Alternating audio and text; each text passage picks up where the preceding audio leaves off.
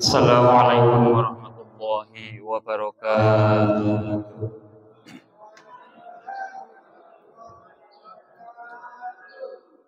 Astaghfirullahaladzim. Astaghfirullahaladzim. Astaghfirullahaladzim. Alladzi la ilaha illa huwal hayyul qayyum. Wa atubu ilaihi min jami'il ma'asi wal dhunub. Asyhadu an la ilaha illallah wa asyhadu anna Muhammadar Rasulullah. Ila Nabil Mustafa Sayyidina Maulana Muhammad sallallahu alaihi wasallam wa ala alihi wa sahbihi wa azwajihi wa dhurriyyatihi wa li baitil kiram wa ila hadrati abai wa ummati wa dhurriyyati ikhwani min al-anbiya'i wal mursalin wa ila hadrati ashabatul sakinah yawmin sawadillahi lahum al-fatihah. أعوذ بالله من الشيطان الرجيم بسم الله الرحمن الرحيم الحمد لله رب العالمين الرحمن الرحيم مالك يوم الدين إياك نعبد وإياك نستعين اهدنا الصراط المستقيم صراط الذين أنعمت عليهم غير المغضوب عليهم ولا الضالين. رب اغفر لنا ولجميع المسلمين والمسلمات آمين. ثم khususan dengan rohi, silakan Pak disebutkan almarhum masing-masing.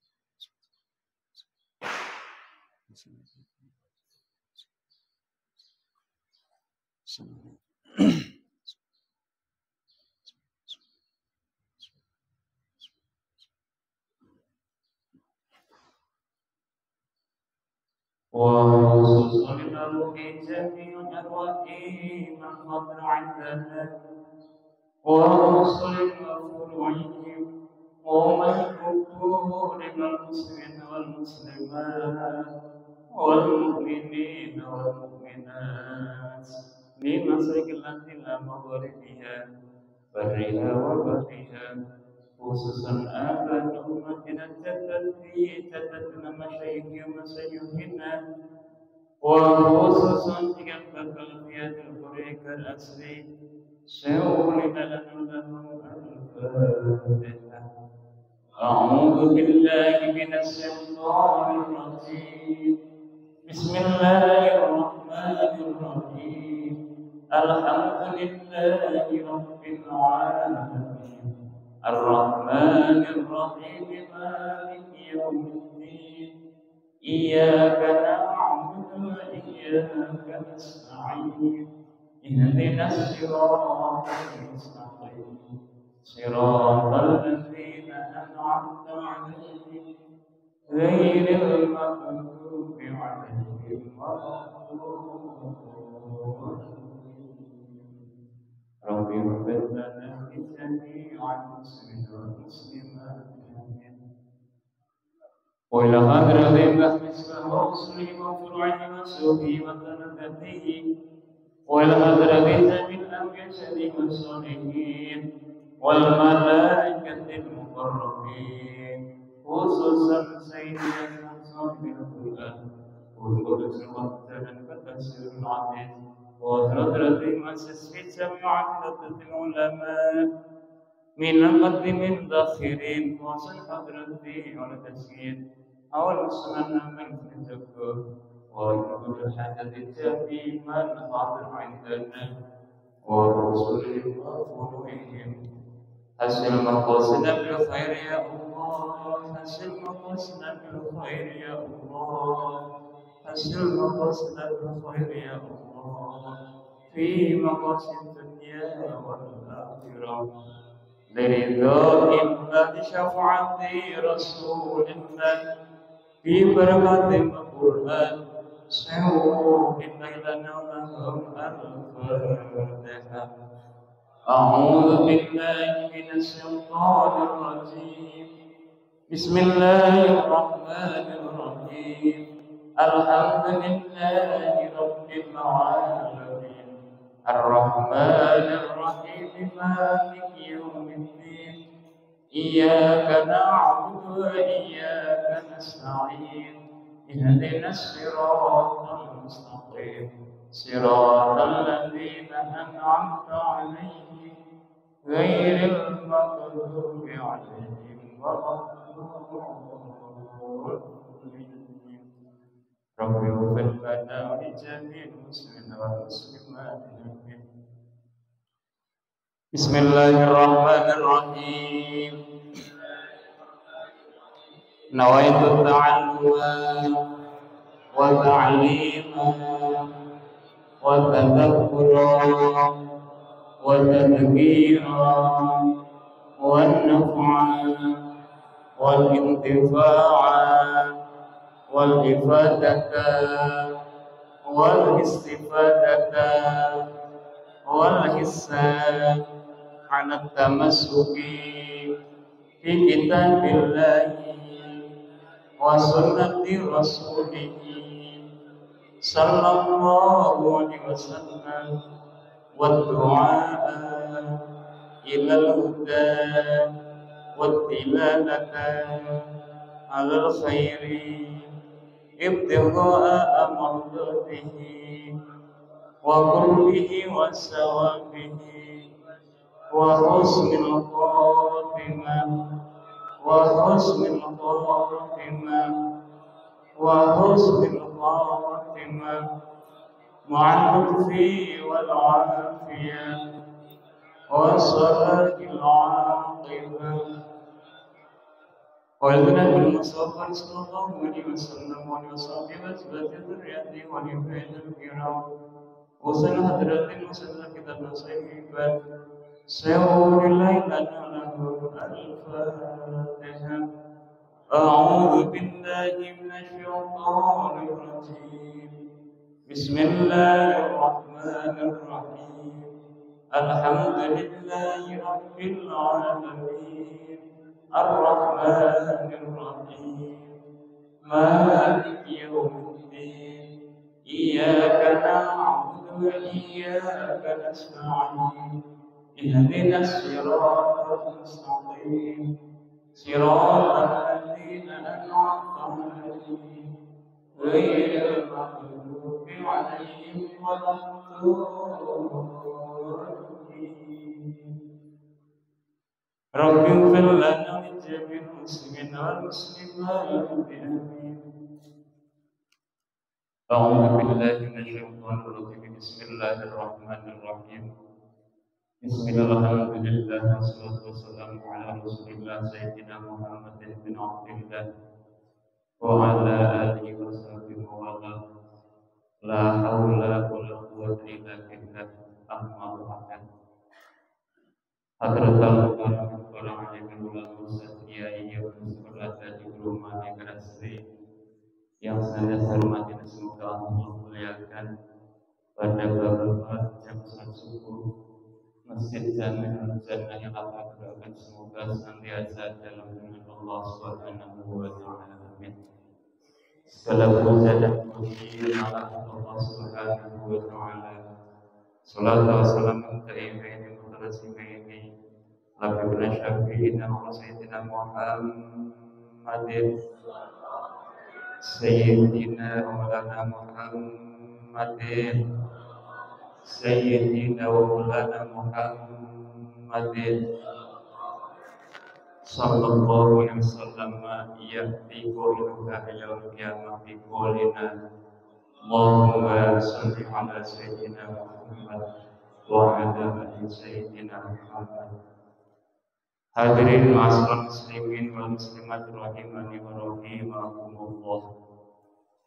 Perkenankanlah pada fakir al-jahil al-radhiyallahu anhu pada hari ini sedang jadwal untuk sama-sama melaksanakan ta'lim sebagai subuh di Masjid Jannah.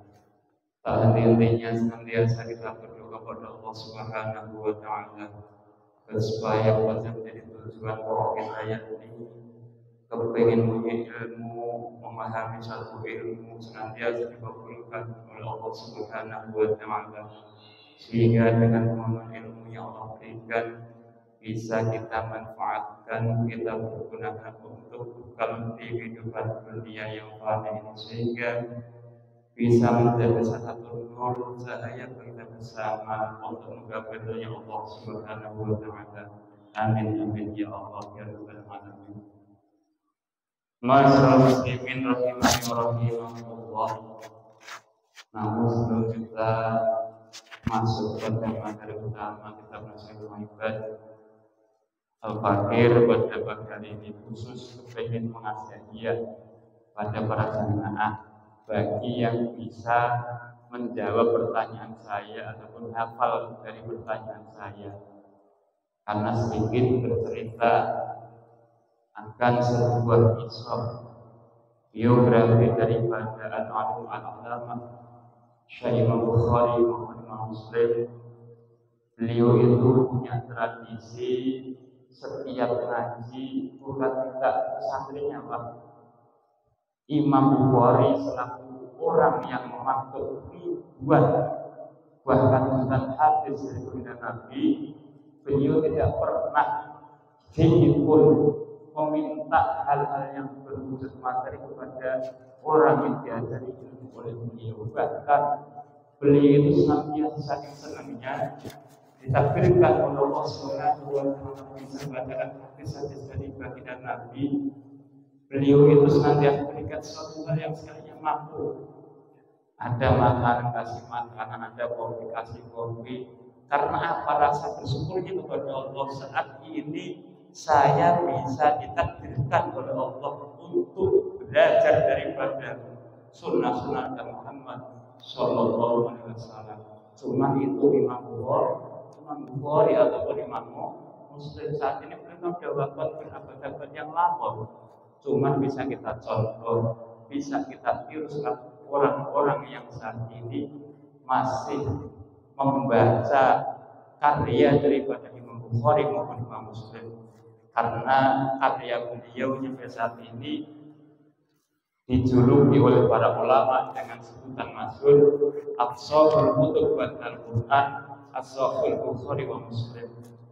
Sejelas-jelasnya kitab Al-Quran, sefasih-fasihnya kitab Al-Quran ialah Sahih Bukhari maupun Sahih Muslim. Makanya amat disayangkan di era-era zaman kadang-kadang ada orang bergelar julukannya panggilan Ustaz, panggilannya kadang-kadang lebih dari Ustaz, kadang-kadang masih beliau itu koreksi daripada karya-karya Imam Bukhari. Padahal ketika kita merunut sejarah Imam Bukhari waktu awal kumpulan daripada hadis tersebut, tidak sedikit hadis yang dibuang oleh Imam Bukhari. Imam Bukhari itu ketika dapat hadis dari seorang syekh, ada ini suatu kisah, ada dapat satu hadis dari seorang syekh, julukannya al-alim al-alama. Pada saat itu ketika Imam Bukhari datang ke rumah beliau, tahu-tahu dia punya ayam.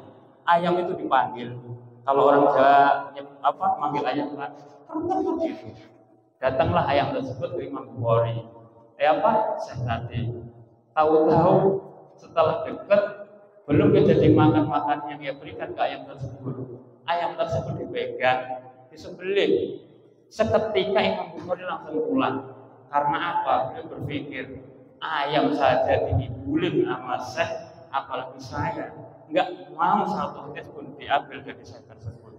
Inilah salah satu kriteria kualitas daripada desa di Bukhari. Makanya saya berseru pada jemaah, jangan sekali-kali menjadi salah seorang di era-era zaman mengkritisi karya-karya Imam Bukhari, karena sudah dijelaskan di dalam sejarah beliau Imam Bukhari itu ketika menurut hadis jejak kaki baginda Nabi yang pernah diinjak oleh Rasulullah tidak pernah salah diinjak oleh Imam Bukhari maupun Imam Muslim. Baginda Nabi kaki kanan sini, Imam Bukhari ikut sini. Baginda Nabi kaki kiri sini, Imam Bukhari ikut.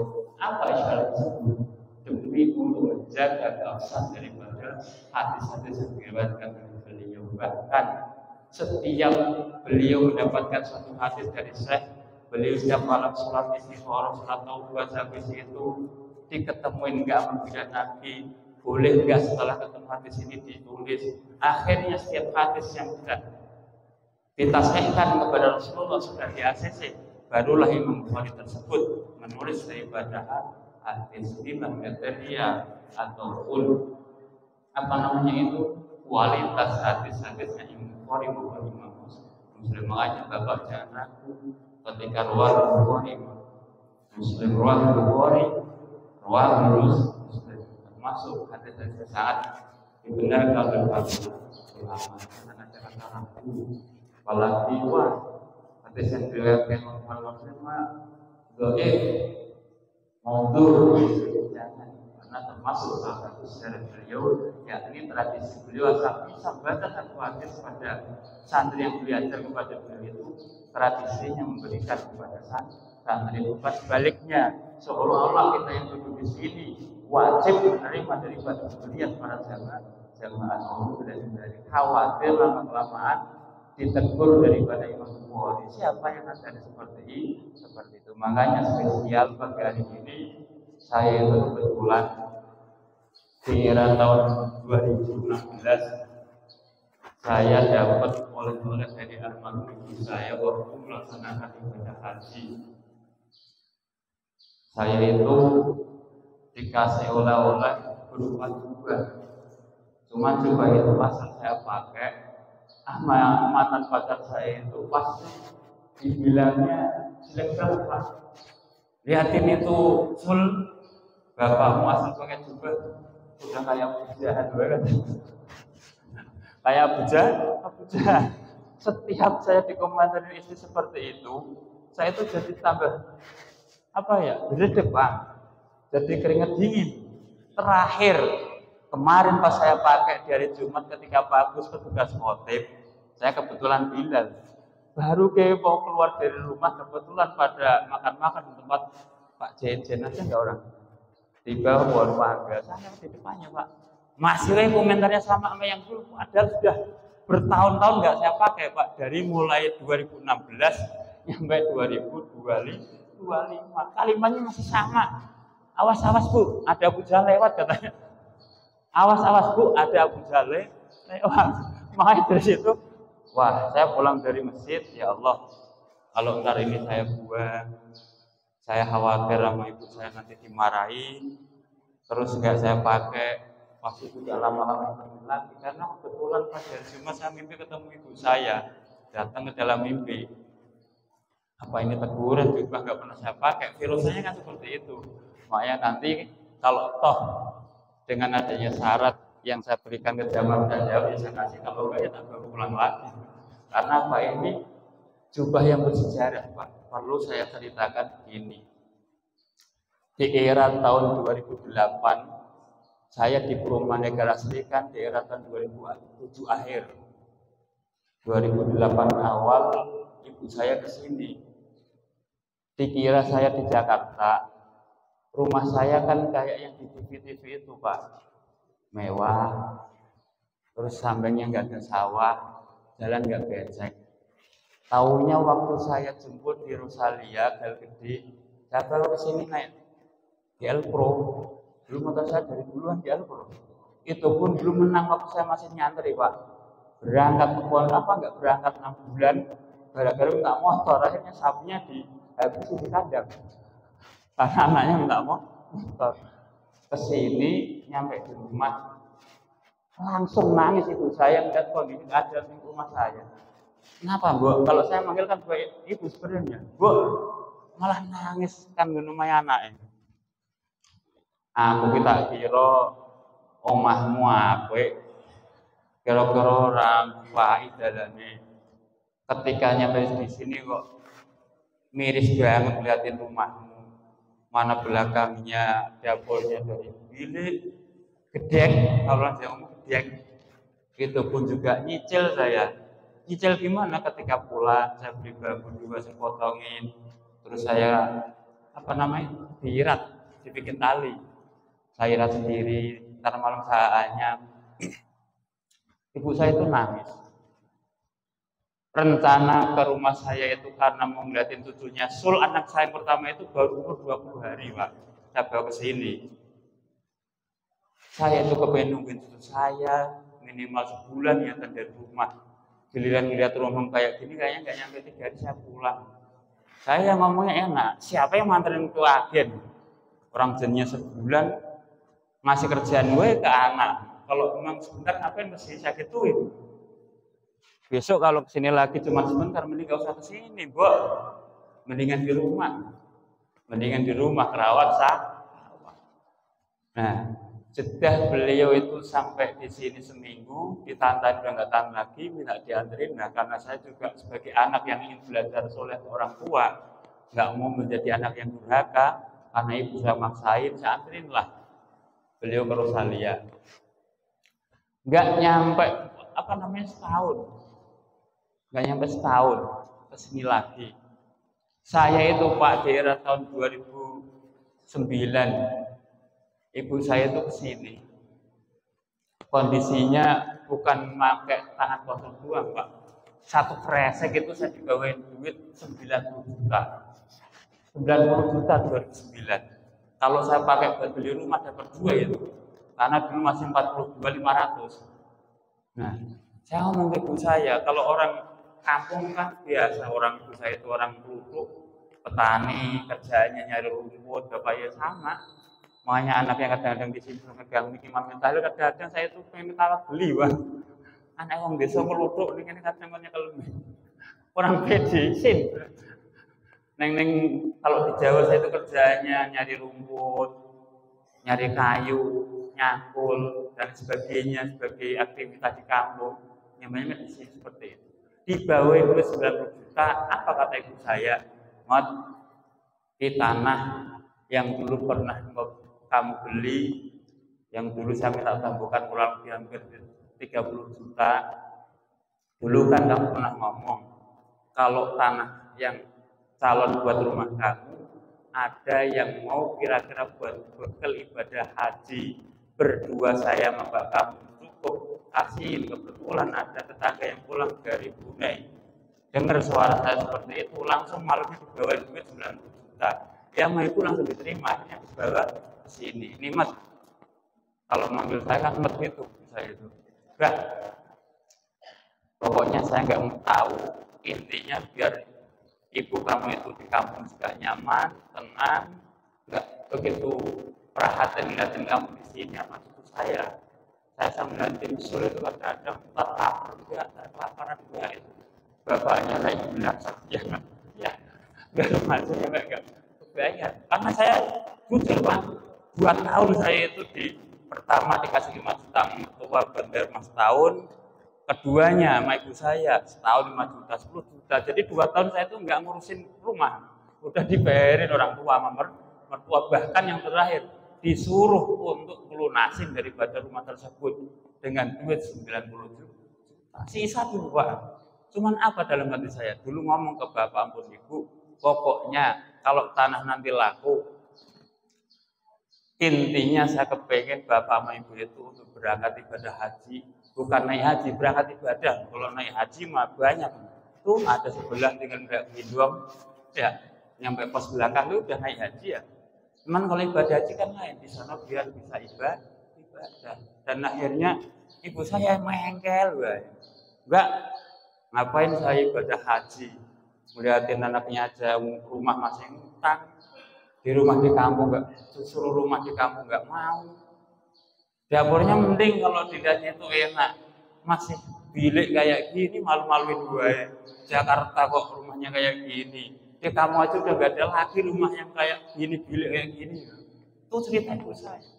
Akhirnya di sini 2 hari udah pokoknya sekarang Simbo ikut omongan saya, bukan saya ikut omongan Simbo. Besok pulang sama saya. Nah, pulang dia. Ngapain? Pokoknya pulang. Akhirnya saya pulang nganterin ibu. Ayo cepat, ngapain? Daftar haji lah. Lu orang disuruh pakai buat lunasin rumah, enggak? Rumah mau udah diurus sama Allah, tenang wae ya. Ya, tenang wae ya. Rumahnya. Akhirnya saya bawa ke depan.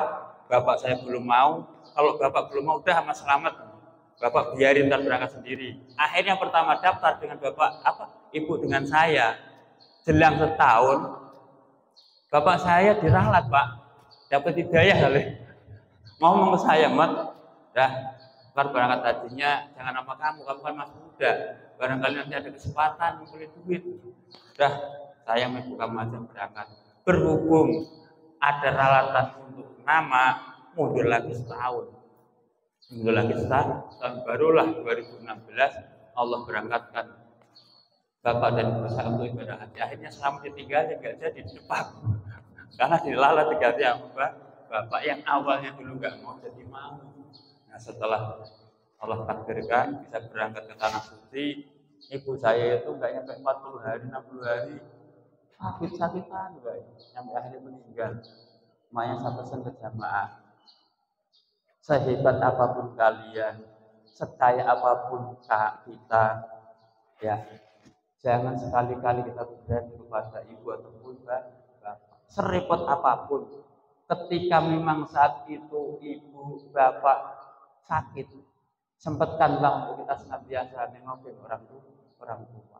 Bahkan kalau toh kepengen mengikuti toriko saya, ketika ibu meninggal, jangan kasih kesempatan untuk mutin. Kalau orang kamu kan mutin, jangan kasih kesempatan mutin, Pak. Ngurus jenazah ibu kita, cukup kita dengan adik-adik kita. Karena apa? Kesempatan itu tidak akan pernah datang kedua kali. Jangan nyampe ketika orang tua sudah dimakamin, baru kita mau nyesel saya nggak ikut mandiin orang tua, nyesel saya nggak memegang jasad jenazah orang tua saya. Udah nggak ada gunanya, Pak. Nah dari situ karena ibu saya kesakitan, terakhir dirawat di Rumah Sakit Karyati kurang lebih hampir 40 tahun. Berapa 40 hari? Saya hampir kecolongan Pak. Sama adik saya itu kepengennya kan disuruh berangkat pas di hari Senin sore kan. Kamu sudah lama di Semarang hampir 40 harian takut anak istri kelaparan gak ada yang ngurus. Udah pulang aja, kita nggak akan pernah tahu itu akan nyampe kapan, nyampe terbaik di rumah sakit. Akhirnya saya berpikir, saya udah janji sama anak istri, pokoknya nyampe kapanpun ketika ibu saya kondisinya mau itu sehat ataupun memang sudah takdir meninggal, saya akan belum pulang ke Jakarta sebelum melihat hasil dari batu pahit yang saya bawa dari Jakarta. Akhirnya Pak, gara-gara adik saya ngomong seperti itu, Selasa sore kurang lebih jam 5, ibu saya dipanggil oleh Allah Subhanahu wa taala dengan keadaan wafat. Dan ketika pas di Senin sore saya itu berangkat ke sini, pasti saya tidak akan pernah tahu lagi akan keadaan ketika ibu saya menjalani yang namanya sakaratul maut. Karena awal mulai itu kelihatannya sudah sehat, terus jam asar setengah, jam 4 kurang 10 lah. Saya mati saya kalau di Karyati Semarang kan kadang-kadang untuk nyari tempat merokok itu kan jauh. Saya ngomong ke adik saya yang nomor 3, namanya kan Roy itu. Roy, saya sama Kang Kose mau keluar dulu mau ngopi. Dan dari siang itu belum ngopi kan udah mendingan bisa ngobrol temenin ya. Belum saya kondisinya itu habis 1 batang kopi belum 4 tenggak Pak. Adik saya udah lari turun dari lantai 2 nyamperin saya. Kang, ibu kenapa ya? Kok kayaknya nggak kayak tadi? Saya lari Pak sama adik saya. Ternyata ibu dalam keadaan sudah mulai sakaratul maut. Ya Allah. Ternyata ketika kita posisi seperti itu sangat-sangat dibutuhkan oleh orang tua. Melihat anaknya nengok kanan, nengok kiri. Oh ya, ini sama sudah ada, di samping saya, di saya posisi sudah ada, di bawah ada Roy. Setelah adanya adik saya sudah ngumpul, barulah saya dipanggil Allah Subhanahu wa Ta'ala. Salah satu pertolongan yang Allah berikan ketika saya itu berangkat Senin sore, saya tidak akan pernah tahu akan saatnya ibu saya menjalani yang namanya sakaratul maut. Makanya ketika saat ini yang masih punya orang tua komplit, sayangi, minimal perbuatan baik dari mulai kecilnya itu kita balas sedikit demi sedikit Pak, walaupun toh seumur hidup tidak akan pernah Pak, tidak akan pernah cukup untuk membalas kebaikan daripada orang tua kita. Bahkan saya ingatkan tuh akhir zaman seperti ini, kadang-kadang anak 12 rawat orang tua satu aja nggak lulus, cuman orang tua kita dulu, anak 15 yang rawat cuman ibu doang. Ada yang jadi polisi, ada yang jadi pengusaha, ada yang jadi tentara dan sebagainya, ada yang menjadi guru. Karena apa? Saking ikhlasnya seorang ibu merawat daripada anak-anak. Dan sekarang kadang-kadang anak suruh merawat orang tua tinggal satu, oper sono. Nih gantian kamu, udah pegel ya merasainnya. Dari sini pindah lagi, nah pindah ke sana. Makanya saya pesan ke para jamaah, jangan sampai kita tergolong orang yang seperti itu. Naudzubillah dzalik. Karena apa? Kesempatan tidak akan pernah datang kembali. Nyesel Pak. Tapi saya baru ya Allah dikasih pelajaran rezeki bisa untuk berbuat baik orang tua. Dan engkau ambil daripada wali abdal yang kau berikan kepada saya. Sehingga apa? Rasa penyesalan di waktu baru lawan orang tua. Saya yang paling saat ini nggak pernah bisa lakukan adalah kenang-kenangan daripada motor Velcro yang gara-gara 6 bulan nggak berangkat motor, gara-gara nggak mau motor. Dan dikira Pak Salam nggak pernah gaduh Pak, gaduh. Kalau nggak gaduh mah nggak mungkin dikumpulkan sama orang-orang nggak jelas kayak gitu. Karena santri itu di dalam kitab Taklimul Muta'alim maupun kitab Matlab sudah dijelasin. Dulu orang yang ketika nyantrinya nggak pernah wirai, udah tahu ini peraturan pondok dilanggar, udah tahu ini kondisinya menjadi salah satu peraturan pondok, malah dijalanin gue. Yang aturan pondok yang haki nggak pernah dijalanin. Kelak ketika dia selesai mondok akan ditaruh di mana masyarakatnya itu orang-orang yang nggak jelas. Ya, masyarakatnya yang nggak jelas. Ya kayak di sini dari Sabang sampai Merauke. Kalau yang jelas-jelas mah udah satu rumpun, enak untuk diatur, diarahi, diajak nggak banyak campur. Cuman karena enggaknya riyadhus saya, akhirnya saya ditempatkan di daerah Cikarang tanpa adanya hayalan dan mimpi Pak. Saya nggak pernah ngayal di Cikarang ataupun mimpi. Pengen saya habis nikah pulang kampung udah ngurusin sawah, tani, anak sapi udah. Cuman aku berkendala ini dapat istilah kebumen, diajak di hidup saat ini nggak mau, mintanya di kebumen. Dan saya kalau ngikut perempuan gengsi, ntar kalau ada ribut, kowe ini mau kontrol orang nyangkem gue, ya udah repot, ya. Kan gitu kalimat perempuan asal udah saklek, kamu kesini cuman kolorat doang penyaturan, repot. Kalau di sini kan sama-sama jauh enak. Jadi saya ketika saat ini si pelan-pelan juga diterima, ketika pas kondisinya juga ada enak, bebas, nggak terlalu terkekang. Ya. Jadi salah satu intinya ini juga sangat berarti bagi saya dan semoga nanti barangkali saat ini nanti bisa deal, ada yang bakulan, tolong manfaatin, tolong dipakai untuk ibadah kepada Allah Subhanahu wa Ta'ala. Jangan sampai juga ini saya pesan dipakai untuk nonton dangdut apalagi nyanyi. Ya, kalau mau nyanyi dicopot dulu. Ini pesan saya. Karena juga amanah ibu itu ibadah. Bahkan wasilahnya dulu ibu saya nggak ada, Pak Nabi juga ada, datang sholat tiga. Pak Nabi loh pernah ke tempat saya. Memang kalimatnya satu waktu ke tempat saya. Aduh, ternyata masih di Solo. Saya udah ngomong, namanya kampung. Baru nyampe Kendal, ngebel ke saya. Masih jauh, udah deket, udah Kendal. Daripada Jakarta ke Kendal kan deketan Kendal ke Salatiga. Ya, akhirnya nyampelah ke daerah Beringin. Nah, dari Beringin saya jemput di Suramadu. Saya udah tuh tetangga saya di Garasri, ada yang kesini di depan pasar, plat mobilnya ini udah Jibril, alhamdulillah didatangkanlah Pak Nabi ke rumah saya dengan pertolongan Allah Subhanahu wa taala. Dan saya cuma mau ngasih pertanyaan kemarin, saya sudah bacakan nazom karya daripada Syekh Muhammad bin Hasan bin Abdullah Al-Madini. Beliau mengatakan syarat menang dalam mencari ilmu biar ilmunya dikasih kemudahan, mudah dalam arti belajarnya mudah, manfaatnya mudah. Karena apa? Kadang belajar mudah, giliran manfaatnya kan susah. Punya ilmu baik, cuma ngamalannya nggak mau. Yaitu ya salah satu hal yang nggak pernah dia jalani soalnya ya. Cuman kalau kita menjalaninya tolabul ilmi, syarat-syarat yang disampaikan oleh Sayyid Muhammad ini dijalani, insya Allah ketika kita tahu ya pahala zikir itu seperti ini jalan, oh ya fadilahnya kita membuat surat seperti ini ya jalan, oh ya fadilahnya baca Quran seperti ini ya jalan. Enggak cuma sebatas tahu fadilahnya doang, cuma enggak pernah dibaca kan kemarin sampai menyampaikan al ilmu bil amalin kasajaratin bila samroh. Dan sampean banyakkan ilmu yang sudah hafal Quran, hafal hadis, bukan hatinya dua dari mulai makan sangat rawi hafal semua, cuma nggak pernah satupun ilmu itu diamalkan dari diri kita. Buat apa ilmu tersebut? Kasajaratin bila samroh. Dan seperti buah, apa pohonnya nggak ada buahnya, sangat disayangkan. Berarti pohonnya nggak ada buahnya, ditebang ya Pak Haji, ditebang, kata Pak Haji, ditebang. Begitu juga orang yang banyak ilmu, punya ilmu nggak pernah diamalin, berarti ditebang aja Pak Haji. Ya cuma lari. Jadi pertanyaan saya simpel, barangkali dari jamaah yang hafal nazomnya Syekh Muhammad bin Hasan bin Abdullah yang sudah baca, silahkan Pak baca. Nanti jumlahnya bawa pulang. Ya Pak Pon. Kemarin Pak Panitia yang hafal. Biar cepat pulang, jangan pulang 10 ya Pak Pon, enggak jadi ngaji lagi saya.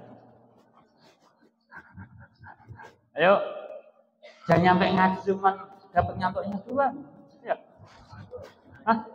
Ayo, siapa yang hafal Pak? Monggo. Monggo Pak Pon, beri mikir disekal Pak Pon. Kali-kali kan gantian samanya kalau mik. Lagi? Monggo. Jenengan kan ini hafal juga. Nazumi alala tanalul ilmu. Bismillahirrahmanirrahim. Ampun grogi ya? Oh, mulai grogi.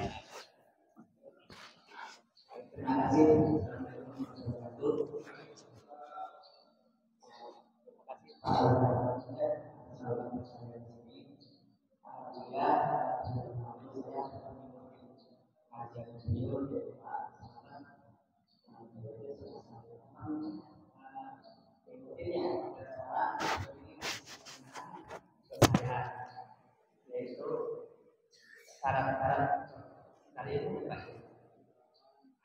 baik saya menyampaikan itu adalah syarat seperti itu kalau orang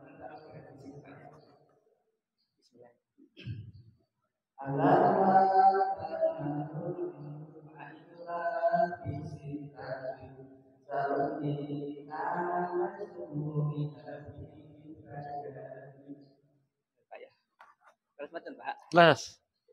Sohe. Yang kedua yaitu tukarin wa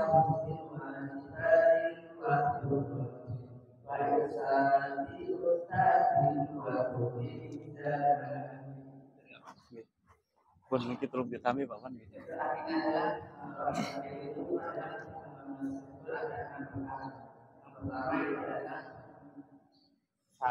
Cerdas. Banyak waktu. Ada bekalnya. Ajaran guru.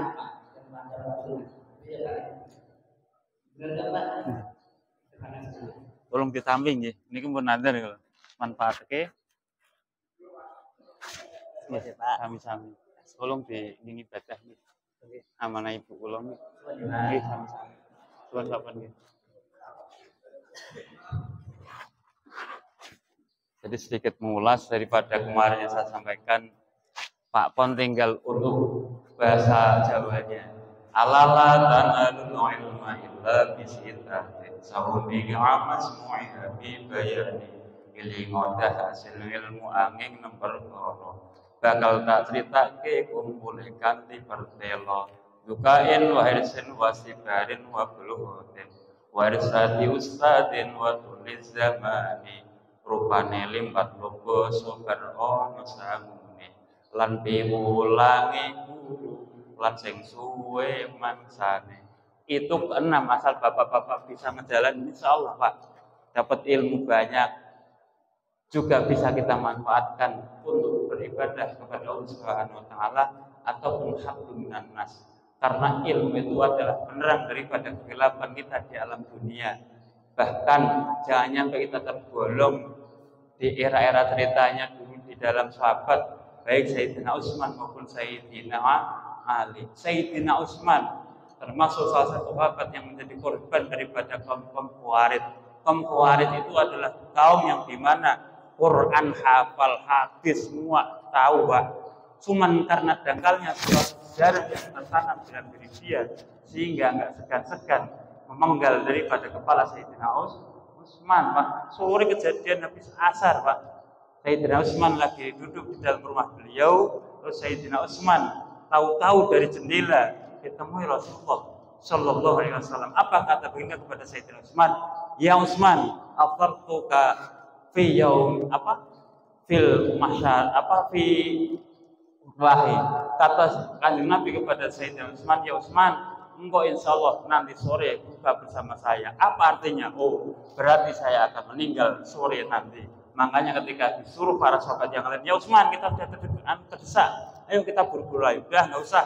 Kalian saja yang lari, saya sudah demi baginda Nabi, sore ini saya harus habis kontrak, ya ini meninggal. Begitu juga Sayyidina Ali. Sayyidina Ali sama Pak, gara-gara satu naungan doang, beda pendapat, beda pemahaman. Orang Islam juga sama-sama orang-orang Islam yang membunuh Sayyidina Ali. Siapa? Yakni Muawiyah. Muawiyah ini konflik dengan Sayyidina Ali sehingga Sayyidina Ali dibunuh oleh Muawiyah.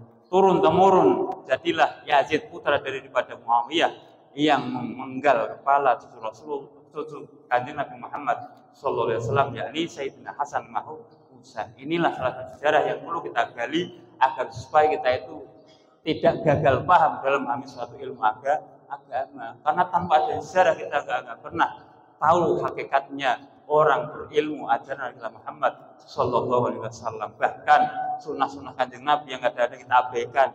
Rasulullah itu ya juga senang bercanda Pak. Jangan sampai kita itu seolah-olah Rasulullah ngajarinya cuma ngaji, ibadah. Enggak Pak.